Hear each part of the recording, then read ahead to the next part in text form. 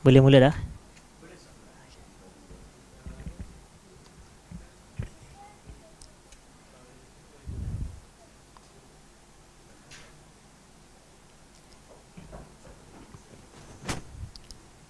Assalamualaikum warahmatullahi wabarakatuh. Innal hamdalillah nahmaduhu wa nasta'inuhu wa nastaghfiruh wa na'udzu billahi min shururi anfusina wa min sayyiati a'malina. May yahdihillahu fala mudilla lahu wa may yudlil fala hadiya lahu. Asyhadu an la ilaha illallah wahdahu la syarika lah wa asyhadu anna Muhammadan abduhu wa rasuluh. Allahumma salli wa sallim wa barik ala habibina wa sayyidina Muhammad wa ala alihi wa ashabihi ajma'in, amma ba'd. Muslimin dan muslimat, hadirin dan hadirat, para penuntut ilmu yang dirahmati Allah sekalian. Pertamanya, alhamdulillah, kita rafakkan syukur kepada Allah Subhanahu wa ta'ala kerana pada malam ini kita dapat bersama sekali lagi berkumpul bagi kita meneruskan majlis pengajian bulanan kita, perbahasan berkenaan dengan sirah Nabi kita sallallahu alaihi wasallam, yang mana tujuan kita mempelajari sirah ini, hadirin dan hadirat, berbalik kepada dua matlamat utama. Yang pertamanya adalah untuk kita mengenali Nabi sallallahu alaihi wasallam, dan yang keduanya untuk kita mencintai Nabi sallallahu alaihi wasallam. Kerana setelah kenal, barulah datangnya perasaan kasih sayang dan cinta kepada Nabi kita sallallahu alaihi wasallam.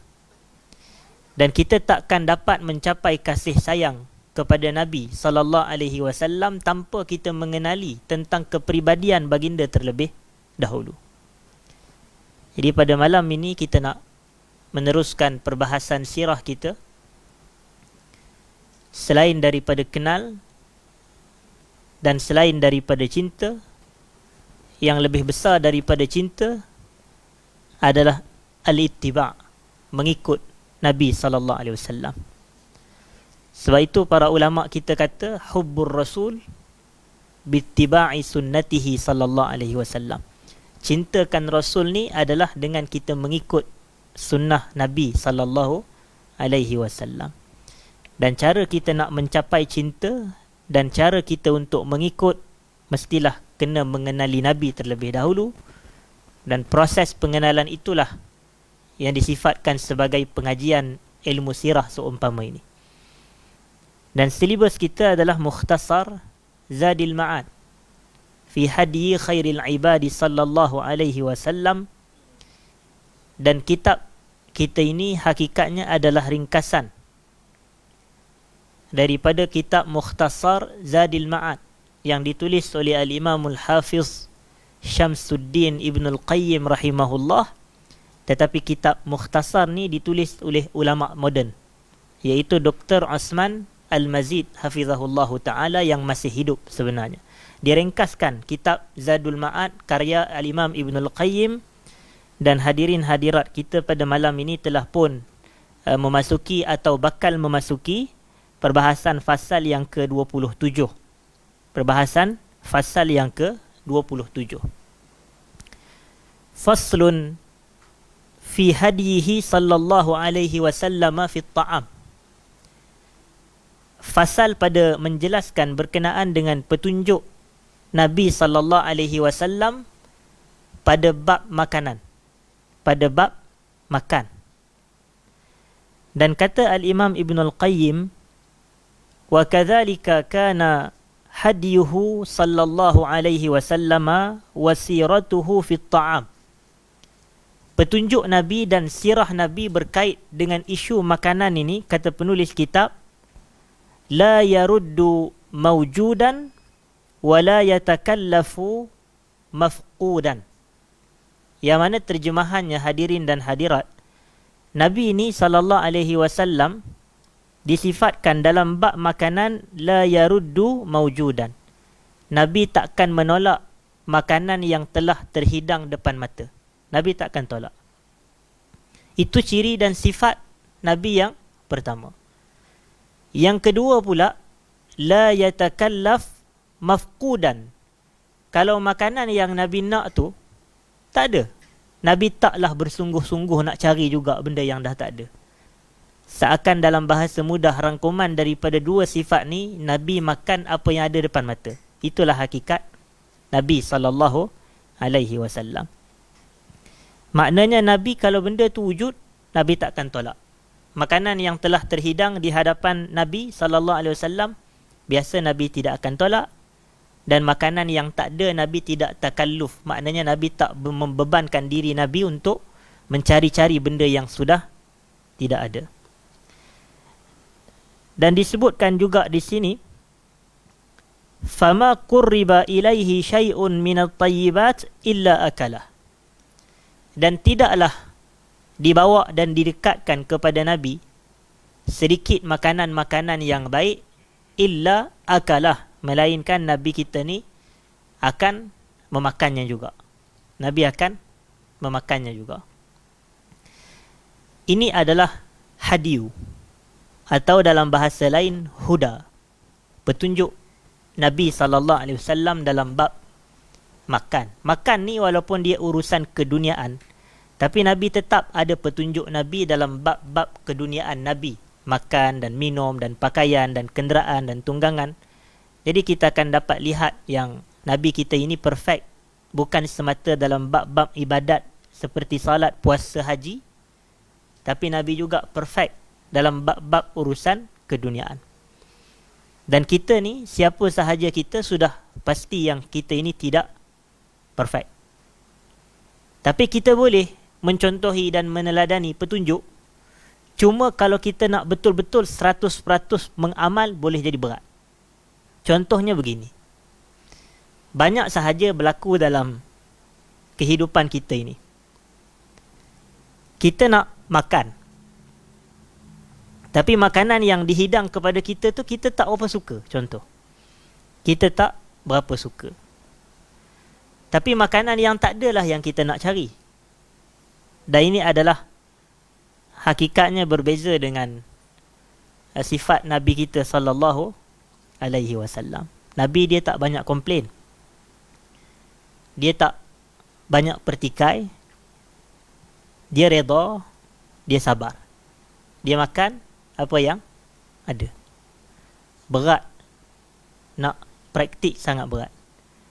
Jujur saya kata, saya sendiri pun gagal. Bab makan. Bukan bab ibadat, tapi bab makan, gagal. Jadi kita ambil ibrah, hadirin dan hadirat. Ambil ibrah. Saya dalam, kalau saya boleh cerita pengalaman, kita nak beza sungguhlah dengan sikap Nabi. Dan insya-Allah mudah-mudahan Allah bagi semua kita ni semangat supaya in future kita dapat juga betul-betul 100% meneladani petunjuk Nabi SAW ni dalam bab makan ni. Sebab kalau kita cerita theoretically macam ini semata, dia susah. Tapi boleh buat insya-Allah. Tapi sangat-sangat susah. Sangat-sangat susah kalau benda yang kita nak tak dapat. Yang tu. Makanan yang tuan-tuan nak tak dapat. Makanan yang tuan-tuan tak nak tu ada depan mata. Allahu Akbar. Dia punya dugaan tu, tuan-tuan pernah hadap tak benda yang sama? Macam saya ceritalah. Kadang-kadang lepas kuliah saya ni, adalah jawatan kuasa sediakan makan. Maknanya penganjur ke surau masjid, kadang ada yang sedia makan. Ada yang tak ada juga, tak apalah. Jadi bagi saya, yang sedia makan ni sangat, orang kata, memudah urusan penceramah tu. Khususnya kuliah maghrib lah. Kuliah maghrib. Lepas kuliah maghrib, kalau ada makan contoh. Sebab apa saya kata memudahkan? Saya tak perlu nak pergi cari kedai lagi. Kan soalan paling susah atas muka bumi ni, nak makan mana? Betul tak? Kalau orang tanya kita soalan, susah lah kata, nak makan kat mana? Susah nak jawab. Jadi tiba-tiba lepas daripada salat isyak, selesai kuliah maghrib, ada dah dihidangkan. Ustaz, sila makan. Ada, kami dah hidang. Contoh. Jadi saya sangat bersyukur dan saya sangat berterima kasih. Semoga Allah, orang kata, pemudah kat urusan orang yang mudah kat urusan saya ni. Tapi kadang-kadang hadirin dan hadirat, lauk yang dia hidang tu pula kadang biasalah orang surau. Lauk-lauk biasa apa semua. Kadang ada yang saya dah bagi isyarat, macam kuliah sebelum tu, saya dah kata saya tak makan makanan ni contoh. Tapi saya tolak lah, bukanlah maksud saya ni, sebab dia bagi bungkus. Dan biasa saya akan tanyalah, ni apa dia lauk ni? Dia bagi tahulah sekian-sekian. Contohlah, saya bagi tahu contoh. Dia kata, yang ni adalah kuih tiaw goreng Ustaz, dia kata. Dan saya pula sejujurnya, saya memang tak berapa sangat kuih tiaw goreng ni. Saya memang tak boleh. Orang kata cannot go lah. Kalau kuih tiaw goreng bagi ke Ustaz Fahmi, dia tak boleh pergi juga. Bukan makna saya memilih sangat ke apa tak, tapi sebab Malaysia ni dia banyak menu lain, ada alternatif yang lain dan banyak. Jadi nak jadi ceritanya, walaupun saya dah maklumkan, tapi next kuliah bagi lagi bungkus. Saya tanya, ni apa dia? Kuih tiaw goreng lagi. Allahu Akbar dalam hati. Tapi tak apa, saya kata ni bagi ke jemaah yang lain, tak apalah, saya pergi makan dekat luar contoh, makan kat kedai luar.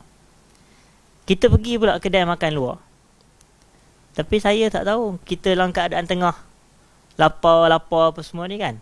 Order lah lauk. Order rupanya 20 minit tak sampai lagi. Contoh. Allah uji. 20 minit benda tak ada. Benda yang kita tanya, dah siap belum? Apa dia kata? Belum buat lagi rupanya. La ilaha illallah. Rupanya dia lupa kita punya order. Tapi perasaan tu Tuhan tahu. Dan kemudian tiba-tiba baca pula sirah Nabi SAW. Nabi ni dalam bab makan, Allah dush kena kepada kita pula. Tapi bukan kita nak berkira ke apa ke tak. Tidak, hadirin dan hadirat. Tetapi bagi saya, kalau dalam bab-bab begini, kita kena tengok banyak benda lah dalam bab-bab makan ni. Tapi hakikat sekali, nak tak nak, kita belajar tentang petunjuk Nabi SAW. Dua benda tadi, iaitu yang pertamanya, Nabi takkan la yaruddu mawjudan. Nabi biasa takkan tolak benda yang dah ada. Dan yang pertamanya, yang keduanya, wala yatakallaf mafqudan. Nabi biasanya, Nabi tidak akan takalluf, cari benda-benda yang tak ada. Dah benda tak ada, nak buat macam mana? Macam ada orang mengidam kan contohnya. Alah nak kata lah, dia mengidam benda pelik-pelik, benda yang tak ada kat Kuala Lumpur contohnya. Makanan-makanan pelik tu lah contoh. Jadi susah. Kalau Nabi bukan sifat begitu. Nabi makan apa yang ada. Kalau tak ada, tak ada lah. Tapi dia kalau tak ada, dia nak juga. Dia kata itulah bukti keluasan cinta suaminya, bla bla bla bla bla. Seolah-olah kalau suami dia tak berjaya nak mendatangkan makan yang dia nak tu, seolah itu bukan tanda cinta dan tak sayang isteri. Dia tak nampak benda yang dah sedia ada. Kasih sayang, duit, orang bagi perlindungan rumah, contoh. Baik, itu yang kedua. Dan yang ketiganya, Nabi ni tidaklah dihidangkan sesuatu benda yang bersifat tayyib. Bersifat tayyib. Dan kita tahu dalam bab makan ni ada dua sifat. Yang pertama halal, yang kedua tayyib. Dia bukan semata kita kena makan yang halal, tapi kena tengok juga tayyib. Dan tayyib ni boleh juga melibatkan faktor-faktor penyediaan. Contohnya, melibatkan faktor-faktor penyediaan. Dan penyediaan tu kita kena tengok kedai orang tu buat lauk kita. Kadang kotor, penuh dengan tikus dan penuh dengan lipas dan seumpamanya. Makanan tu halal, tapi cara dia tak bersih tu, kotor dan seumpamanya, tidak tayyib. Contoh macam orang kita yang makan buah tapi tak basuh dulu, boleh jadi kotor. Ataupun kita makan ayam tapi ayam tu tak dibasuh, main terus potong-potong gitu sahaja. Jadi walaupun dari sudut hukum ia adalah halal, tetapi kadang ia tidak tayyib. Tapi kalau makanan-makanan yang tayyib dibawa, didekatkan kepada Nabi SAW, maka Nabi akan memakannya. Itu pun Nabi ni manusia. Nabi ni manusia. Manusia ni memang fitrah dia dalam bab hidup ni, dalam bab makan, minum, pakaian. Dia ada benda yang dia suka, ada benda yang dia tak suka. Ada benda yang dia boleh masuk, ada benda yang dia tak boleh masuk. Walaupun Nabi dalam banyak keadaan, Nabi makan apa yang ada. Tapi ada juga certain makanan tu yang tak kena dengan jiwa Nabi. Ada. Maknanya Nabi tak selera. Dalam bahasa mudahnya, Nabi tak selera dengan makanan tersebut. Illa an ta'afaha nafsuhu fayatrukuhu min ghairi tahrim. Maknanya ada sesetengah makanan tu yang mana Nabi tak selera dan Nabi tak makan makanan tersebut. Nabi tak nak makan. Tetapi kata para ulama, min ghairi tahrim, bukan maknanya makanan tu haram, tidak. Tapi makanan tu ditinggalkan oleh Rasulullah sallallahu alaihi wasallam disebabkan Nabi kita ini tidak selera. Tak kena dengan selera Nabi. Dan disebutkan di sini, hadirin dan hadiran, antara contohnya adalah daging apa? Daging dhab. Antara contohnya adalah dhab, iaitu yang disifat orang kita sebut sebagai biawak padang pasir. Disebut sebagai biawak padang pasir. Itu tak bermakna pun yang dhab itu haram. Kerana ada juga sahabat Nabi sallallahu alaihi wasallam yang pernah memakan dhab, iaitu Khalid Al-Walid radhiyallahu anhu. Cumanya Nabi apabila dihidang dhab, Nabi tak makan.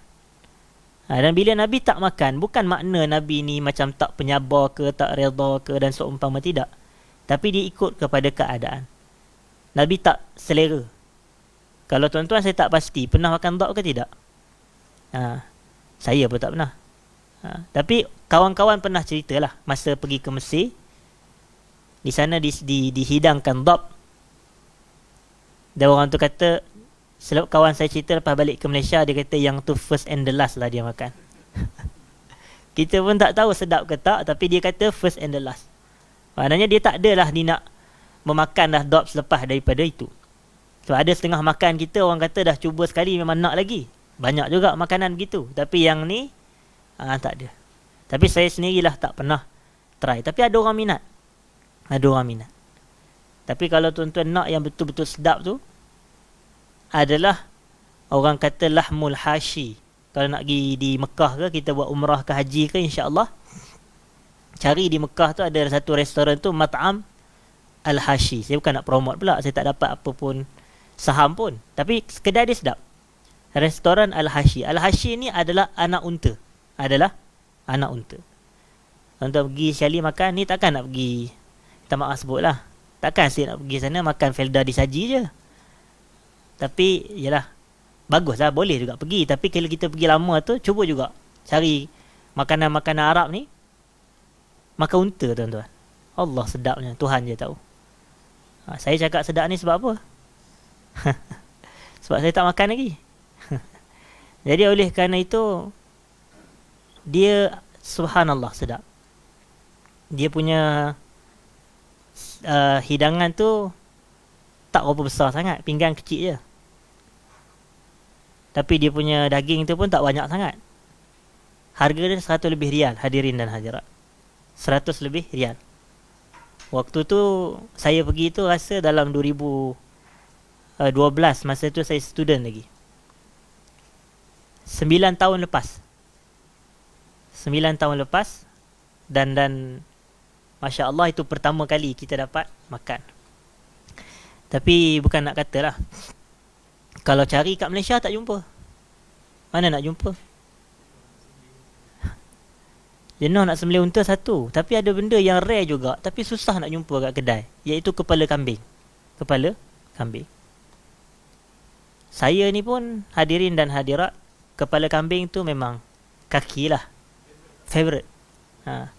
Sebab masa kat Jordan dulu, itulah menu mingguan. daripada Mafraq pergi ke Amman Jordan tu, okey, kepala kambing. Tapi dekat Malaysia ni, saya tanya kawan Arab, Syekh, tahu tak dekat mana kedai Malaysia ni jumpa kepala kambing? Dia kata, aku tak tahu. Kalau awak tahu, bagi tahu aku. Kita tanya dia, dia suruh tanya kita pula. Kata kalau awak jumpa nanti bagi tahu. Tapi memang sangat rare lah kalau kita nak jumpa. Walaupun ada sudah 3 kedai di Mat'am Samad Iraqi yang dekat KLCC tu ada. Tapi ya Allah, biasa-biasa sangat. Tak adalah macam betul-betul mengimbau kenangan di Jordan, tidak. Tapi kalau setakat lauk-lauk lain tu, banyak lah yang orang Melayu makan ni. Tapi kita kadang-kadang nak juga yang sekali-sekala kan. Tapi memang ada setengah makanan tu yang Nabi, kalau Nabi tak suka, macam orang kita lah. Orang kita ni, sebahagian kita ni ada yang tak berapa suka makan durian, contoh. Adakah dia dianggap macam contoh tak redha dengan makanan? Orang kata benda halal, benda tayyib, makan lah. Tak, kalau dia tinggalkan pun, dia termasuk mengikuti petunjuk Nabi dalam meninggalkan dhab. Contohnya begitu. Dia tak ada masalah. Bukan satu keaiban pun kalau dia tak makan durian, contoh. Kalau macam tuan-tuan, kalau perasan, ada orang dia tak makan durian, tapi tempoyak dia cukup suka. Tak ke pelik orang begitu? Ada orang dia tak makan tempoyak, durian dia makan. Jadi manusia ni Allah jadi dengan pelbagai. Tapi petunjuk Nabi, jangan sekali kita mencela. Itu je. Kalau tak suka, tak apa, senyap, tinggalkan. Tak nak, tolak dengan baik. Itu hakikat. Yang ni yang kita nak sebut sebagai metod beragama ini, manhaj dalam kita nak mengajarkan kehidupan dan petunjuk Nabi SAW ini. Baik. Dan dia katakan di sini oleh Al-Imam Ibnul Qayyim, wa ma'aba ta'aman qat, Nabi tak pernah mencela makanan walau sedikit pun. Maknanya kalau Nabi makan-makan tak sedap, contoh. Dan benda itu realiti, dan ia pernah berlaku pada zaman Nabi SAW. Nabi makan, benda tu tak sedap, tapi Nabi buat apa? Nabi diam kan. Kita pula boleh jadilah, kalau makan tak sedap, kita makinya tukang masak tu, contoh. Masuk ke belakang, contoh, pergi tanya mana tukang masak, masak tak sedap. Tapi Nabi kalau dia dah orang hidang dan dia tak sedap, dan Nabi tidak. Wa ma'aba ta'aman qat, Nabi kita SAW tidak pernah mencela makanan walau sedikit pun. Lalu dikatakan di sini, inishtahahu akalahu wa illa tarakah. Kalau Nabi suka dengan sesuatu makanan, Nabi akan makan. Dan sekiranya Nabi tak suka dengan sesuatu makanan, Nabi akan tinggalkan makanan tersebut. Nabi akan tarakah. Maknanya perbuatan kita, kalau kita ada pilihan, macam contoh, kita tak nak makan, tak apa. Tapi kalau orang dah hidang, yang tu beza. Kalau dah orang hidang, biasa Nabi tak tolak lah. Kalau sedap, Nabi akan teruskan. Kalau tak sedap, Nabi akan tidak mencela makanan tersebut. Nabi akan makan. Sebab nak menjaga hati. Dan saya rasa manusia yang paling kuat menjaga hati manusia lain adalah Nabi SAW. Dan benda tu kita amat jarang praktikkan. Kita biasa tak jaga hati orang, kawan-kawan kita, kita tak jaga. Sebab bagi kita standard, biasalah bla dan bla dan bla. Tapi kita ingat perasaan orang tu. Kalau boleh, selagi boleh kita jaga hati, dia kena jaga hati. Kalau macam orang yang banyak bergaul dengan manusia yang lain. Dan saya nampak, saya sendiri adalah individu tersebut. Saya banyak jumpa orang, banyak bergaul dengan manusia itu dan ini. Tetapi yang paling berat, kalau kita nak menolak pelawaan dan jemputan, paling berat sekali. Tapi tak tahulah kok orang ada terasa dengan saya ke. Kadang ada setengah orang, contoh, lepas daripada majlis ajak makan, contoh. Tapi kadang saya ni tak berapa nak join makan ramai-ramai ni. Sebab apa? Kadang balik tu lambat. Saya pula esok pagi nak pergi kerja pula. Jadi itu sebab kadang-kadang kalau macam contoh orang duk ajak makan, kadang saya tak pergi juga. Nak ajak makan lepas-lepas kuliah ni, kalau saya freelance, insya-Allah kita boleh pergi. Tapi kalau daripada rumah saya nak pergi pula kerja ke Kuala Lumpur, berulang pula hari-hari, ya Allah, Tuhan je lah tahu letihnya. Sebab itulah tuan-tuan tengok apa benda pula ustaz datang kuliah pakai baju batik. Sebab saya tak balik rumah lah maksudnya lagi. Belum lagi masa. Kalau habis kuliah pukul 10.30, pukul apa pula nak sampai rumah? Makan pun tak lagi. Jadi oleh kerana itu hadirin dan hadirat, jadi esok rotation benda yang sama. Tapi yang saya nak cerita dekat sini, petunjuk Nabi SAW dalam hal ini adalah disebut oleh Al-Imam Ibn Al-Qayyim, sekiranya Nabi suka, Nabi akan makan, dan sekiranya tidak, Nabi akan tinggalkan. Baik. Kana hadiyuhu sallallahu alaihi wasallam, kata Ibn Al-Qayyim, antara petunjuk Nabi adalah makan apa yang mudah. Apa yang mudah. Maksudnya mudah disediakan. Maknanya tak adalah mengambil masa yang begitu lama pula nak makan, sampai nak kena tunggu berjam-jam baru nak siap, contoh. Fa in a'wadhahu sabar. Tapi kalau benda tu makanan tak ada pula, maknanya makanan yang nak disedia, nak dihidang tu tak siap, maka Nabi akan bersabar. Sehingga diriwayatkan innahu la yarbit ala batnihi al-hajar min al-ju'. Sehingga Nabi SAW mengikat batu di perut Nabi SAW disebabkan Nabi ni terlampau lapar. Jadi Nabi ikat batu di perut. Dan saya tak tahu dari sudut saintifiknya macam mana perbuatan tersebut boleh mengurangkan lapar. Saya tak tahu. Tapi Nabi buat.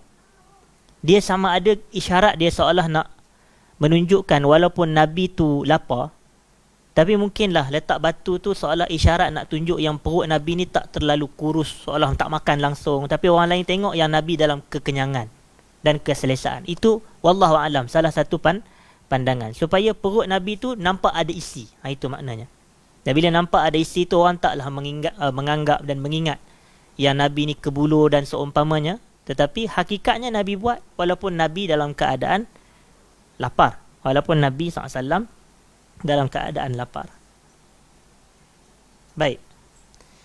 Wa yura al-hilalu wal-hilalu wal-hilal. Maknanya setelah berbulan-bulan pun fala yuqad fi baitihi nar. Ada situasi yang mana setelah bulan demi bulan berlalu, tapi rumah Nabi langsung tak dinyalakan api pun untuk memasak. Disebabkan tak ada makanan. Nabi kita bukan kaya, dia tak kaya. Tapi Nabi ni dia cukup, dia hidup apa yang ada. Dan ini pun nak juga mengajar kita erti falsafah kehidupan. Falsafah kehidupan. Sebab masyarakat kita ni, kitalah juga bahagian daripada masyarakat tersebut. Kita banyak nak tengok kepada kekayaan, pendapatan dan gaji. Yang tu. Orang kita dicukup tengok benda-benda tersebut. Kaya harta, gaji banyak, yang tu. Sehingga dia boleh beli kemewahan yang itu dan ini. Tapi part falsafah yang dia lupa, kita tanya balik. Berapa gaji Nabi kita SAW? Berapa gaji para sahabat? Mereka ni berapa pendapatan bulanan mereka? Kaya raya ke? Tidak kaya pun. Tak kaya raya orang je. Dah kalau macam mana Nabi SAW, kalau Nabi kaya, makan wagyu hari-hari. Kita makan wagyu sebulan sekali pun rasa kaya dah. Yang tak tahu wagyu tu apa, search Google lah. Jadi kita kata bab Nabi ni SAW berbulan-bulan. Bulan demi bulan berlalu, fala yuqad, tidak dinyalakan fi baitihi nar. Di rumah Nabi SAW tu tak dinyalakan api pun untuk dimasak. Wa kana mu'zam mat'amahu yudha 'ala al-ardi fi as-safrah wa hiya kanat ma'idatuhu. Makanan-makanan Nabi ni biasanya akan dihidangkan di atas, orang kata sufrah tu. Sufrah ni, tuan-tuan perasan tak kalau pergi Mekah tu, kalau biasa kita pergi masjid Nabi apa semua tu, hari Isnin Khamis kan ada orang buat jamuan buka puasa, makan korma apa semua tu kan. Jadi kan ada kain yang orang duk panjang, orang duk susun apa semua tu, tapi kain tu jenis mudah lipat, jenis mudah orang kata kemas balik lah bila nak. Itu benda tu sufrah. Jadi Nabi makan atas benda tu lah. Maknanya atas lapik tu. Makanan-makanan dia diletakkan dalam tu. Jadi kita pula tak adalah masalah kalau kita makan dalam pinggan. Tapi kalau kita tengok sebahagian asatizah kita ni, dia praktikkan budaya makan jemaah tu. Maknanya letak dalam satu talam ataupun letak dalam plastik yang panjang itu, kemudian kita pun makan. Baik. Kemudian wa kana ya'kul bi asabi'ihi thalas. Antara petunjuk Nabi SAW ketika makan adalah Nabi memakan dengan 3 jari. Tetapi kita kena tengok apa benda yang Nabi makan. Adakah Nabi makan nasi dengan 3 jari macam kita makan nasi? Nabi tak makan nasi macam kita. Tapi Nabi makan roti. Jadi kalau roti sesuai 3 jari yang 3 ini makan. Dan selepas daripada itu, wa yal'aquha idza farigh, dan selepas Nabi selesai makan, Nabi akan menjilat jari jemari Nabi sallallahu alaihi wasallam. Maknanya Nabi tak meninggalkan sisa-sisa dan saki-baki makan terlekat di jari jemari. Tetapi hadirin dan hadirat, adakah ini memberi erti yang makan 5 jari macam kita tu tidak sunnah? Tidak juga. Itulah yang saya kata kena melihat kepada apa yang kita makan. Kalau makan nasi mungkin sulit nak makan 3 jari. Macam tu. Sulit. Tapi kalau makan 5 jari, barulah jadi sedap sedikit. Barulah orang kata mudah. Jadi oleh kerana itu tidak menjadi satu kesalahan kalau kita nak makan sebanyak 5 jari tersebut. Cuma ada larangan memakan dengan 1 jari. Tapi saya tahulah kalau macam cara dulu mungkin. Tapi perkara itu dilarang oleh agama. Nabi SAW mensifatkan fa'innal mutakabbir ya'kulu bi usbu' wahidah. Orang yang takabbur dia memakan dengan 1 jari sahaja. Yang ni ada disifatkan dalam kitab kita ini. Ada juga riwayat hadirin dan hadirat yang menyatakan wa kana la ya'kul muttaki'an. Kata Ibn Al-Qayyim, Nabi SAW baginda tidak akan makan dalam keadaan bersandar di dinding contoh.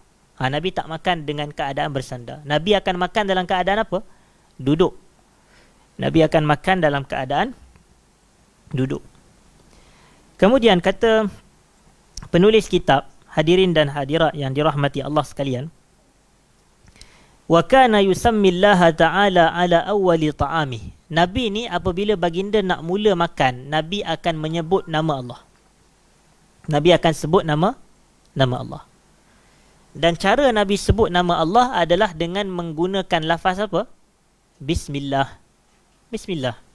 Bismillah adalah serengkas-serengkas zikir untuk kita memulakan makan kita ni. Jadi jangan abaikan baca bismillah. Kadang orang kita ni berat lidah, dia lapar sangat, bismillah yang pendek pun tak baca. Sayang. Rugi. Lapar sangat gamak. Tak kena praktikkan. Nak minum, bismillah. Makan, bismillah. Dah ulama' kita, antaranya Al-Imamul Mawardi rahmatullah alaih, dia bagi satu isyarat. Dia kata menjaharkan bismillah dalam erti kata baca bismillah sebelum makan dengan suara yang didengari oleh orang ramai yang berada di sekeliling dan mereka juga telah makan, hukumnya adalah mustahab, hukumnya adalah sunat, digalak dan dituntut. Supaya apa? Supaya dapat tambih. Dia bagi tahu, dia kata supaya dapat tambih. Apa itu tambih? Tambih ni memberi peringatan kepada orang lain yang mungkin lupa nak baca bismillah, tapi dia dengar kawan meja sebelah baca bismillah sebelum makan, maka dia pun mula bismillahirrahmanirrahim. Kadang tak susah pun, tapi orang kita ni, saya faham satulah falsafah. Orang kita ni kan, bukan nak katalah hadirin dan hadirat, kalau tuan-tuan perasan juga, orang kita ni duk ingat yang kalau setiap kali nak berdoa ni, syarat wajib doa tu mesti angkat tangan. Jadi bila dia nak angkat tangan di depan, cuba bayangkan kita pergi makan kat kedai-kedai mana tepi jalan tu, dia nak angkat tangan doa, dia jadi penyegan. Dia jadi malu. Malu dia nak angkat tangan doa kedai mamak contoh kan, kedai makan, tapi dia malu nak angkat tangan contoh. Kalau dia angkat tangan apa, sekejap je baca. Macam contoh lah, dia tak, kalau boleh tak nak orang nampak. Tapi kita katakan, bukan syarat nak berdoa ni kena angkat tangan. Bukan syarat. Berdoa ni adalah salah satu daripada faktor mustajab doa. Dia adab. Tapi dia bukan syarat. Dalam erti kata, kalau seseorang itu berdoa tanpa mengangkat tangan pun, doa dia mustajab juga.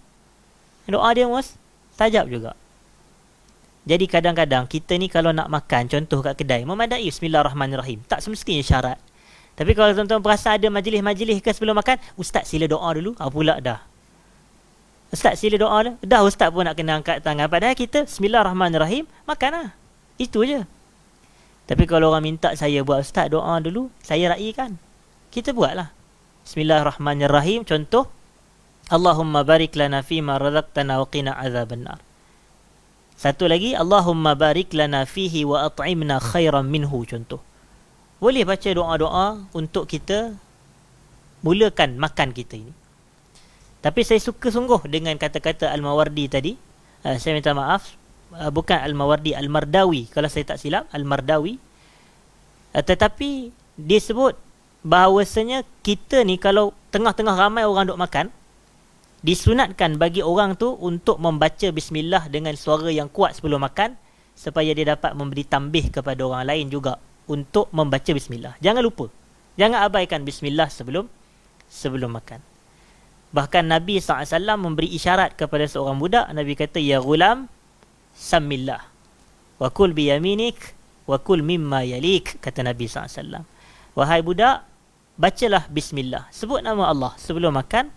Kul biyaminik, makan dengan tangan kanan. Wa kul mimma yalik, makanlah makanan yang ada dekat dengan kita ni. Makan makanan yang depan-depan kita ni. Yang tu fokus utama. Baik. Jadi baca Bismillah. Jadi orang-orang yang ada dalam majlis kita ni ingat, minum ke baca Bismillah, makan ke baca Bismillah. Kadang-kadang ustaz pun kadang terlepas juga. Dia pun mungkin sebab tak lazimi, hadirin dan hadirat. Kadang ustaz time kuliah pun dia dahaga, ceramah lama sangat contoh. Terus minum teguk. Tak baca Bismillah pun. Orang pun tak nampak. Dahaga benar ustaz. Contoh. Tak, kita kata akhlak ni kena tunjuk juga kepada semua audiens ke yang hadir, supaya orang nampak akhlak ustaz ni baca Bismillah dahulu. Orang kata mungkin ustaz baca dalam hati kot. Yang ni satu isu lagi. Dia kalau bab-bab zikir ni dia kena sebut di lidah. Dia kena sebut di lidah. Ada orang kita ni baca Fatihah semayang pun dalam hati juga. Yang ni tak boleh. Kena baca di lidah. Hukumnya wajib.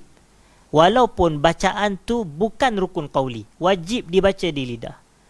Contoh, kita tahu dalam salat, ucapan kita ada rukun qauli yang 5 tu. Yang pertama, takbiratul ihram. Wajib disebut di lidah. Allahu Akbar. Tak boleh. Mulut tutup. Tak boleh. Dia masih Allahu Akbar. Lidah kena sebut. Angkat tangan tu sunat, tapi sebutan tu yang wajib. Takbiratul ihram. Yang kedua adalah bacaan surah Al-Fatihah. Daripada Bismillahirrahmanirrahim ayat yang pertama sampailah kepada ayat yang ke-7. Wajib dibaca dengan suara lidah. Tak boleh diam. Baca Bismillah, diam mulut. Tak betul. Baca Fatihah, tak betul.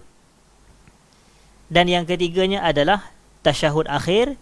Yang keempatnya selawat ke atas Nabi SAW pada tasyahud akhir. Dan yang kelimanya adalah salam yang pertama. Itu adalah kelima-lima rukun qauli. Ucapan wajib dibaca di lidah. Tetapi selain daripada itu, ucapan-ucapan hukumnya adalah sunat. Dan dia termasuk dalam sunat hai'ah. Kecuali antaranya adalah kunut subuh lah. Kunut subuh dalam mazhab Syafi'i ia sunat ab'ad. Tapi yang saya nak cerita, contoh bacaan surah selepas Fatihah. Hukum dia sunat. Jadi kalau ada orang tu dia baca selepas Fatihah, dia baca Bismillahirrahmanirrahim, Qul huwallahu ahad. Kena baca dengan sebutan lidah. Kemudian dia pun rokok. Rokok dia baca apa? Tasbih. Dia baca tasbih berdalilkan firman Allah Subhanahu wa ta'ala, fasabbih bismi rabbikal azim. Bertasbihlah kepada Tuhanmu yang maha agung. Dan Nabi SAW mengatakan, ij'aluha fi ruku'ikum. Jadikan tasbihah ini dalam rukuk kamu. Jadi sebab itu kita ni ketika rukuk kita baca subhana rabbiyal azim. Subhana rabbiyal azim. Jadi bacaan tasbih ketika rakaat tu perlu disebut di lidah. Dia tak ada istilah baca dalam hati. Jadi nak makan pun baca bismillah, biarlah bismillahirrahmanirrahim contoh. Atau bismillah dah memadai dan mencukupi. Baik, ini penting. Masyarakat kita ni kena didedahkan dengan amalan-amalan yang boleh dilihat, yang boleh didengar supaya dia dapat belajar. Masyarakat banyak yang tak tahu. Banyak yang tak tahu. Jadi kalau kita tunjukkan sebagai kita ni orang belajar agama, kita belajar ilmu, jadi kita tunjuk kepada masyarakat, oh orang boleh tahu tentang cara dan kaifiat dan ibadah yang tertentu. Sebab itu hadirin dan hadirat, ulama-ulama kita ni dia memberi isyarat dalam bab beramal. Kan amalan ni kan orang kata afdalnya sembunyi-sembunyi. Nak bersedekah kalau boleh sembunyi-sembunyi. Nak buat kebajikan pun sembunyi-sembunyi. Biar jangan orang tahu. Ada setengah ulama-ulama dulu, mereka puasa pun keluarga tak tahu. Sebab bila dia keluar rumah, dia bawa makan bekal yang isteri dia sediakan. Rupanya di tengah jalan dia sedekahkan makanan tu kepada orang susah. Bila dia balik rumah pula, orang rumah ingat yang dia dah makan di luar. Jadi balik tu rupanya dia belum makan sebab dia puasa. Tapi orang tak tahu. Itulah cara dia hari-hari. Dia tak cerita pun kepada siapa-siapa yang dia puasa. Kita pula kalau puasa hari ni paling muka letih kita nak tunjuk kepada orang lain. Supaya orang tu dapat tanya, kenapa nampak letih benar hari ni? Saya puasa hari ni. Yang nak cerita juga. Tetapi tidak pada ulama-ulama kita dahulu, sehabis mungkin mereka menyembunyikan amal soleh. Itu asas dan itu hakikat. Tapi ada sesetengah situasi, ada seseorang individu yang mana mereka dituntut untuk melakukan amal secara terang-terangan. Antaranya adalah para ulama. Para ulama kalau dia nak beramal, dia kena amal secara jahar, secara terang-terangan. Kerana dua faktor. Yang pertamanya adalah untuk ta'lim. Untuk ta'lim. Ta'lim ni untuk mengajarkan. Contoh, biarlah asatizah kita ni, lepas sahaja contoh kuliah di masjid ke surau, biar dia lazimi dengan salat ba'diyah di masjid juga dan di surau juga. Walaupun kita tahu ada hadis yang kata afdalu salatil mar'i fi baitihi illa al-maktubah. Seafdal salat orang lelaki adalah di rumah kecuali salat fardu. Jadi walaupun kita tahu yang ba'diyah sepatutnya dibuat di rumah afdal, tetapi tidak bagi ulama dan tokoh-tokoh yang diikuti. Cuba bayangkan ustaz-ustaz yang kita kagum pada dia. Lepas sembahyang isyak, buat sembahyang ba'diyah. Orang tengok, oh, itu taklim sebab kita tengok perbuatan dia nak mengajarkan salat. Tata cara, kaifiat contoh. Kadang-kadang ada orang kaifiat salat pun dia tak tahu lagi.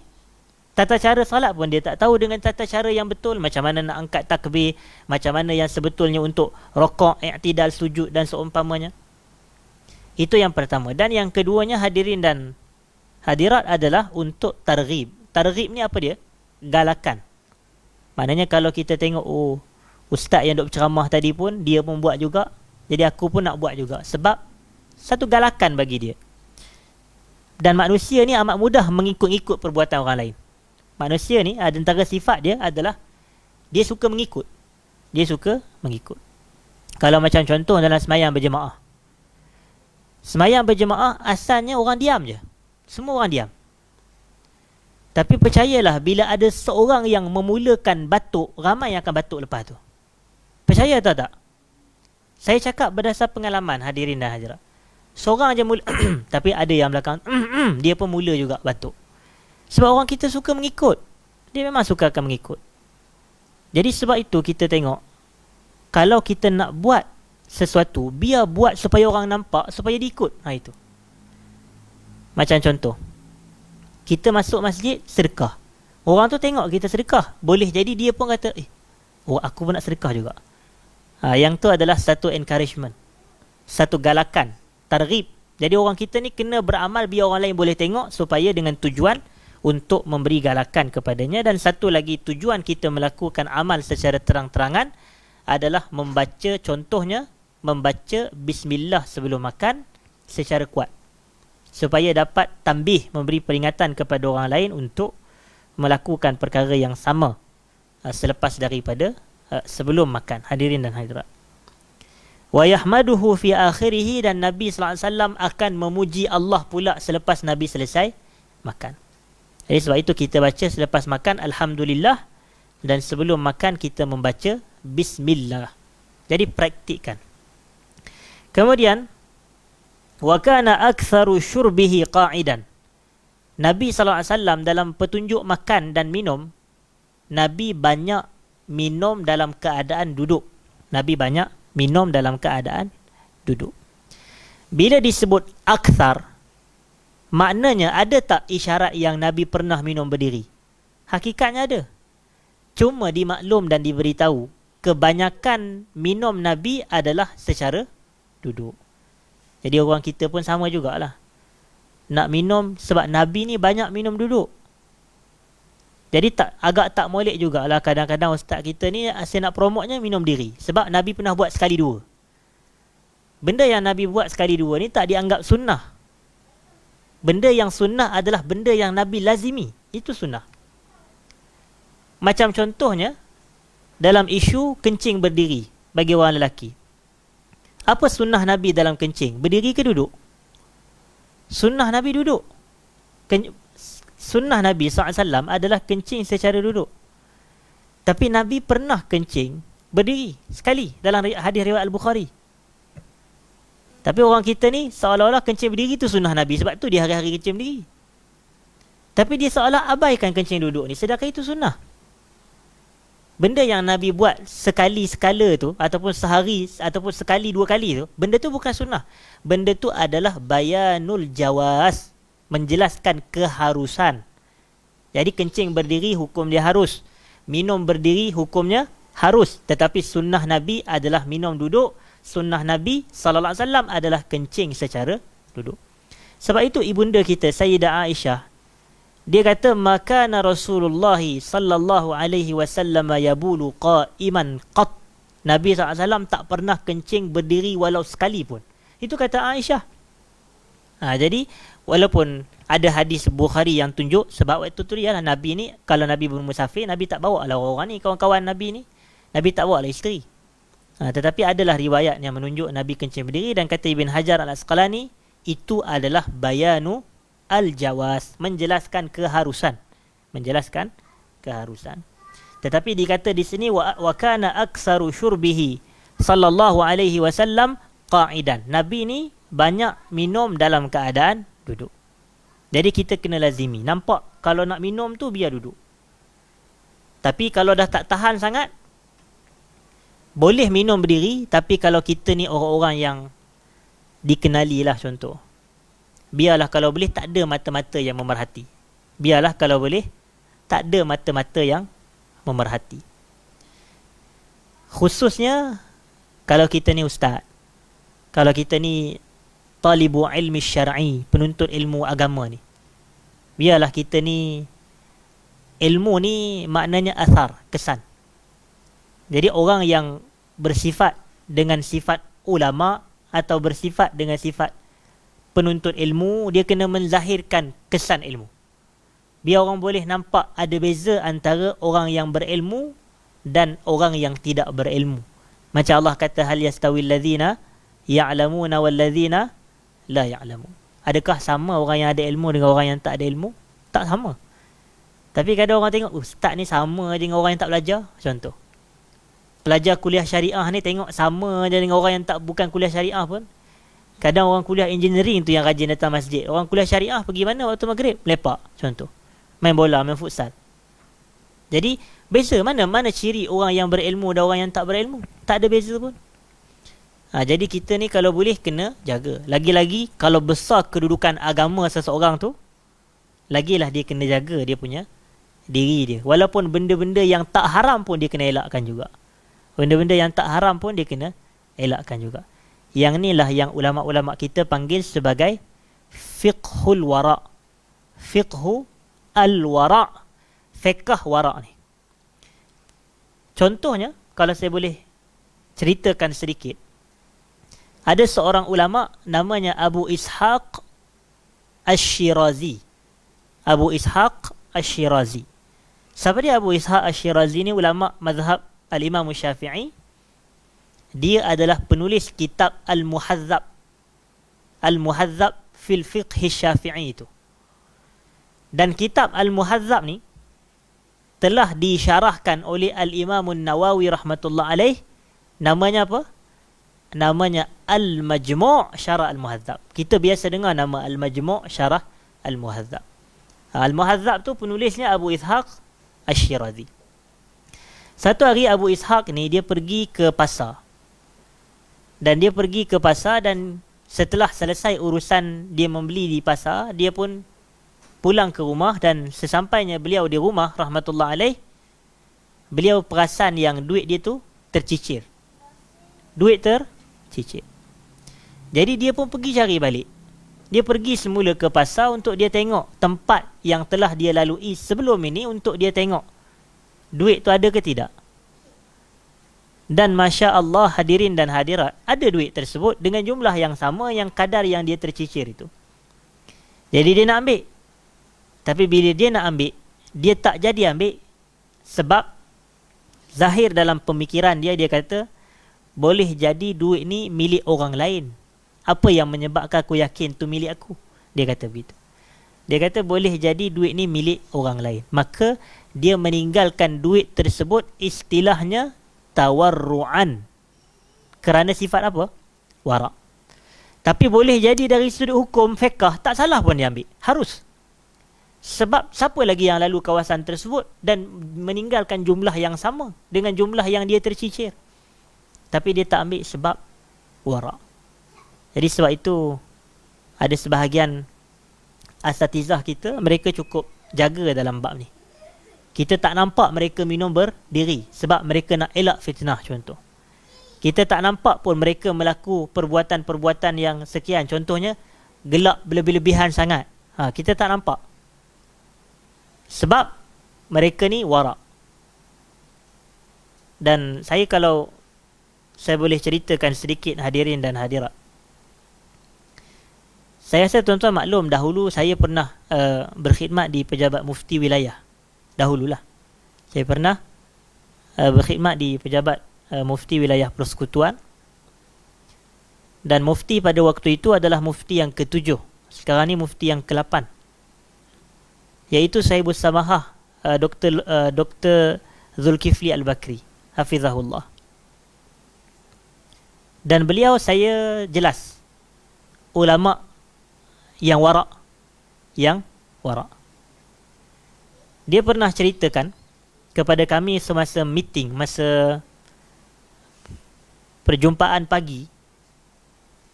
Saya minta maaf, perjumpaan kali ni belah petang. Dalam pukul 4 petang.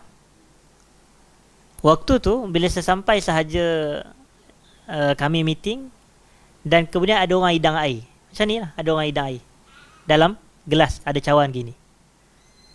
Bila dia minum tu, dia kata Allahu Akbar. Dia mulakan cerita. Dia kata, Ana tadi Syekh, dia kata, dahaga sungguh. Dahaga sungguh. Tapi dia ada meeting. Dalam kereta pula tak ada air. Dalam kereta tak ada air. Tapi ada meeting. Meeting pula di Bank Negara. Sebab beliau salah seorang panel penasihat syariah Bank Negara pada waktu itu. Panel penasihat syariah Bank Negara. Tuan-tuan, panel penasihat syariah ni biasa-biasanya ustaz-ustazah juga. Cuma nama je Dr. Tan Sri, Datuk Sri. Tapi hakikat mereka ni ustaz, mereka ustazah. Sebab panel penasihat syariah. Jadi dia kata dekat sana ada orang hidang air. Tapi air tu adalah air botol mineral, tak ada cawan. Tak ada cawan. Jadi dia kata dia dahaga. Tapi kalau dia nak minum daripada botol, dia nak teguk daripada air mineral botol tu, dia kata dia segan. Dia takut nanti orang tengok, orang kata takkanlah mufti minum teguk daripada botol gitu. Kalau tuan-tuan selama hari ni minum teguk pada botol, pernah fikir apa-apa tak? Tak peduli pun. Sebenarnya kalau ikut, memang ada riwayat yang menceritakan tentang itu, dan perbuatan tu adalah asasnya. Maknanya ada ulama yang kata Nabi larang meminum air betul-betul daripada tempat air tu keluar. Maknanya kalau kita nak minum, kena tuangkan dahulu. Yang tu ada riwayat dan ada perbahasan di sisi hadis Nabi SAW dan fiqahnya. Cumanya disebabkan dia ni nak jaga title mufti ni, tengok, minum daripada botol pun dia tak nak. Sebab cawan tak ada. Kalau boleh nak ni, minum daripada cawan. Dan saya juga pernah ada pengalaman ikut beliau hafizahullah pergi kuliah di Surau Menara TM di di Bangsa tu. Surau Menara TM di Bangsa. Kemudian selepas kuliah ada makan, biasalah. Tapi kuliah ada makan ni biasa mufti je. Kalau ceramah macam saya ni tak ada makan. Jadi selepas makan tu, pihak penganjur ni dia ada sediakan air. Air tu tuan-tuan adalah, kalau saya tak silap pada waktu itu, lemon tea. Lemon tea. Bukan lemon tea, lemon ice. Macam tu kalau saya tak silap. Lemon ice. Jadi, dan cawan pula yang dia berikan adalah cawan plastik yang kecil tu. Tuan-tuan perasan tak ada cawan plastik yang orang duk buat masa majlis kenduri ke apa dia ke? Tapi ni cawan plastik yang colour putih tu yang kecil tu. Dah kalau cawan kecil ni berapa mililiter air yang boleh muat. Lepas tu dia minum. Dia minum, dia kata sedap. Tambah lagi. Jadi 2 pula. Lepas tu cukup dah. Kalau nak bandingkan cawan tu, kalau compare dengan cawan kita ni, besar cawan kita Baitul Salam ni lagi. Sebab ni cawan gelas. Yang tu cawan plastik yang kecil tu, kalau sekali sedut tu, tak ada rasa apa dia sangat. Tapi 2 kali minum dia berhenti tuan-tuan. Masuk dalam kereta dia kata apa? Air tadi sedap sungguh, dia kata. Air tadi tu sedap sungguh. Ana nak tambah lagi kali ketiga, dia kata. Tapi segan takut orang kata mufti minum banyak kali pasal apa pula, dia kata. Jadi dia cukup 2 lah. Cukup 2. Orang macam ni, kalau diminum 3 ke 4 kali pun, tak ada siapa heran pun. Tapi sebab apa? Warak. Sebab warak.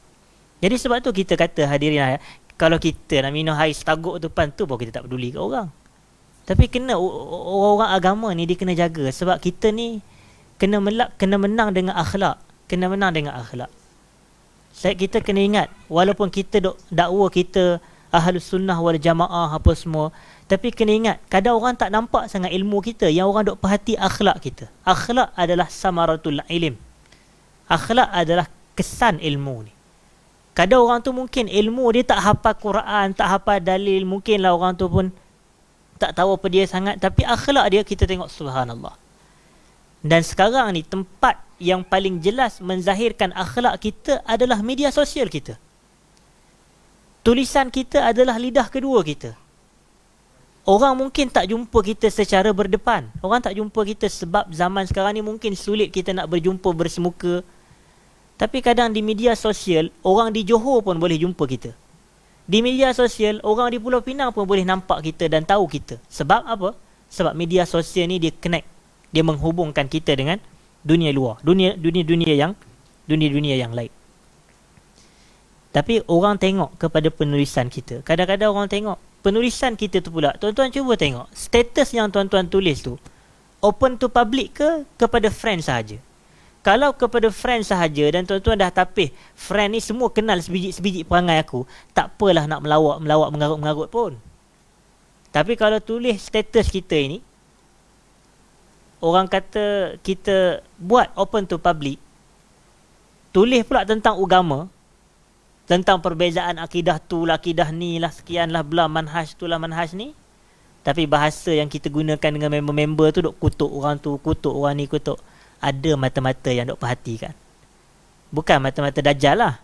Tetapi mata-mata yang duk memerhatikan tu, maknanya orang nak tengok sikap kita ni, akhlak kita. Jadi sebab tu kalau boleh kita berhati-hati. Jadi kalau kita berjaya tengok, orang akan lebih yakin. Aku tengok budak ni lepas dia kata dia pergi belajar agama dekat Baitul Salam ni, akhlak baik sungguh orang kata. Nampak? Yang tu yang kita nak. Ini kalau pergi ke Baitu sekian, Baitu itu, Baitu ini, tengok-tengok balik, tengok Allah, tengok caca merba juga. Tengok macam tak ada perubahan pun. Baik aku tak payah belajar, baik aku belajar dekat orang kata tempat biasa-biasa. Sebab kadang-kadang orang kita ni dia suka kepada benda-benda yang nampak macam akhlak tu tuan-tuan. Sebab tu kita tak pelik kenapa ada setengah-setengah ustaz tu walaupun mengajar benda-benda menyeleweng tu, tapi ramai pula pengikut, orang duk cium-cium tangan apa semua. Kenapa jadi gitu? Sebab dia duk tekan ke akhlak gini. Walaupun kita tengok, kita boleh kritik beberapa kenyataan-kenyataan agama. Baik.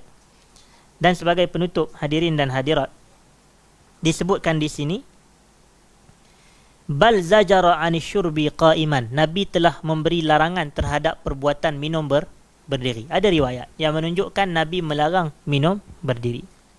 Wa syariba marrah qa'iman. Tetapi Nabi juga pernah minum berdiri sekali. Pernah minum berdiri sekali. Was-sahihu fi hadhihi al-mas'alah, kata Imam Ibn al-Qayyim, pendapat yang sahih dalam isu ini adalah an-nahyu 'anis syurbi qa'iman, iaitu minum berdiri itu dilarang. Minum berdiri dilarang. Wa jawazuhu li'udhrin, tetapi kalau ada keuzuran boleh minum berdiri. Kalau ada keuzuran. Li'udhrin yamna' min al-qu'ud. Kalau ada keuzuran yang menghalang dia seseorang tu daripada duduk, boleh dia minum berdiri. Tapi kalau tak ada halangan, kursi ada, dia boleh duduk, ada tempat kosong, silakan minum, tapi secara duduk. Minum duduk, bismillahirrahmanirrahim, pegang cawan tangan kanan, minum. Agama kita kecil-kecil tu pun dia ajar. Tiba-tiba orang kata Nabi tak ajar akidah betul. Tak betul lah. Benda kecil masuk tandas ke tangan kaki apa, nak minum tangan apa pun. Tiba-tiba seolah-olah dalam bab-bab akidah ni, apa yang Nabi cakap tu kita kena takwil pula. Tak betul lah gitu. Jelas dah apa yang disebut, tapi nak juga takwil. Wallahu ta'ala alam. InsyaAllah kita akan sambung perbahasan pada kuliah kita yang akan datang. Oleh kerana kita hari Khamis pada bulan ni ada 3 kali, jadi saya akan datang lagi insyaAllah pada hujung bulan ni insyaAllah. Pada hari Khamis, saya tak ingat tarikhnya, tapi 2 minggu daripada sekarang. Kalau sekarang ni 16, maknanya 2 minggu lagi adalah 28 hari bulan. Apa nama? Sekarang ni bulan apa? 12, 20, 21 insyaAllah. Jadi saya rasa cukup sekadar itu. Saya minta maaf jika ada salah dan silap. Aqulu qawli hadha astaghfirullahal azim li wa lakum.